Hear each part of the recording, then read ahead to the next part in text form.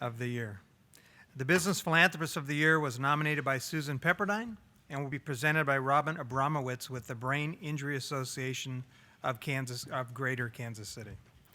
You know, in this town, there's a lot of banks, right? There's a lot of home banks, but I don't think there's a better example of a community bank than the ones that the Thompson family has built.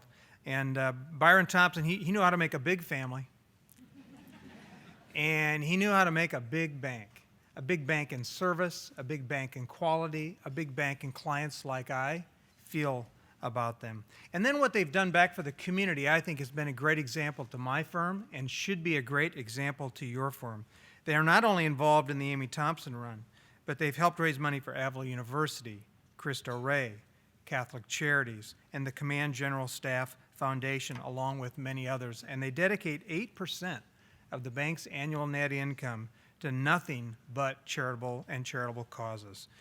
I just think that this family and this bank is a great example of human greatness. Ladies and gentlemen, the winner of the 2015 Business Philanthropist of the Year is Country Club Bank.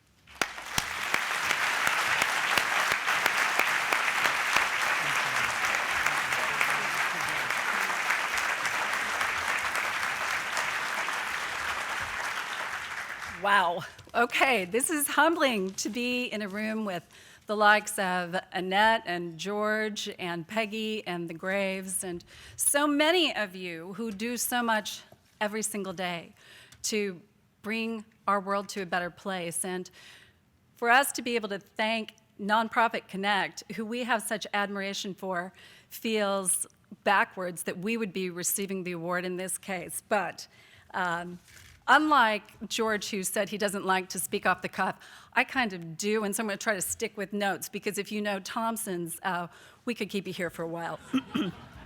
But we are happy to receive the award, and when I see it presented by Robin with brain injury, you know, as you heard, I have to say, this was not started, that run was not started by us, though Country Club Bank and the Thompson family support it.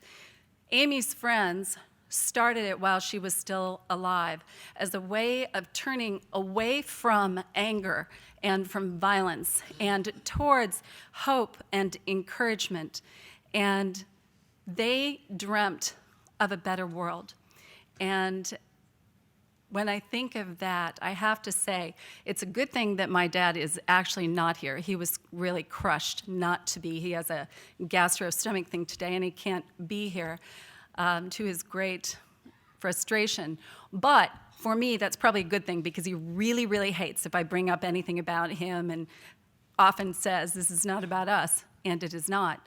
But I am going to take a moment to say, it is about an American dream. And when you talk about this community opportunity, what else is it but the American dream when a guy like him comes to Kansas City with nothing other than his wit and his integrity and his faith? And he has this idea that if you build a business that supports its community, then the community will support the business back. And in doing that, as it grows, then it not only, as you heard talked about, supports the needs of this, hopefully for all people in terms of their financial needs when you're talking about building your houses, building your businesses, putting your children through school, making those loans, providing opportunities for people through the trust side to be able to take care of the people they love year after year, to provide that kind of care. As you build something that gives resonance in ways to that community and to this unique community alone for us, Kansas City, from Leavenworth to Harrisonville, throughout this area, for us to be able to say, let's give them something meaningful, and then in that growth, not only meet the needs of the community, but then meet the needy of that community. To be able, in your strength, to give back in that way, not just us as a family, but all of the people whose efforts support that. What else is there to be able to be there for each other, to pull each other up? And you heard, I think my brothers say, that when we were growing up, we heard all the time, to whom much is given, much is expected.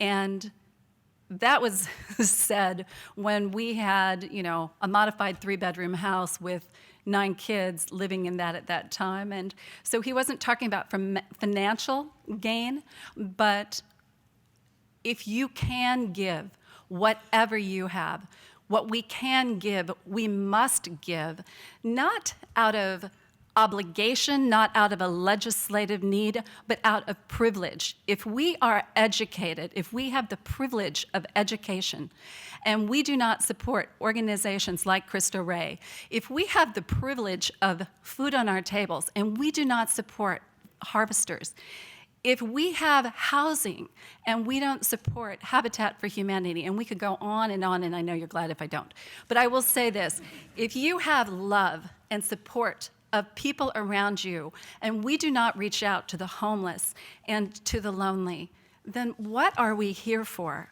So this particular award for us, and that's why I'm sad that he's not here for this, means truthfully more than anything else that we could think of, because to offer kindness, shelter, a path forward, and to do that with the people. This is not about what we give. As you all probably realize, a big part of this award is the hours, the boardship, the volunteerism of our staff as well, and that is a huge part of the belief that we've had all the way along, that if you surround yourself with good people who have that same culture, good things will happen. And so I will leave with this.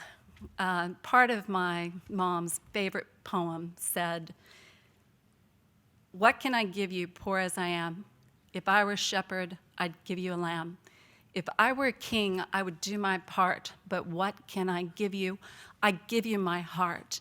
And so, on behalf of all of the people at Country Club Bank who give of their heart and do their part every single day, of the 20 of you who are here, I have to ask you to stand. I know you hate that, but I have to ask you to stand on behalf of the 400 that you represent who give that every single day.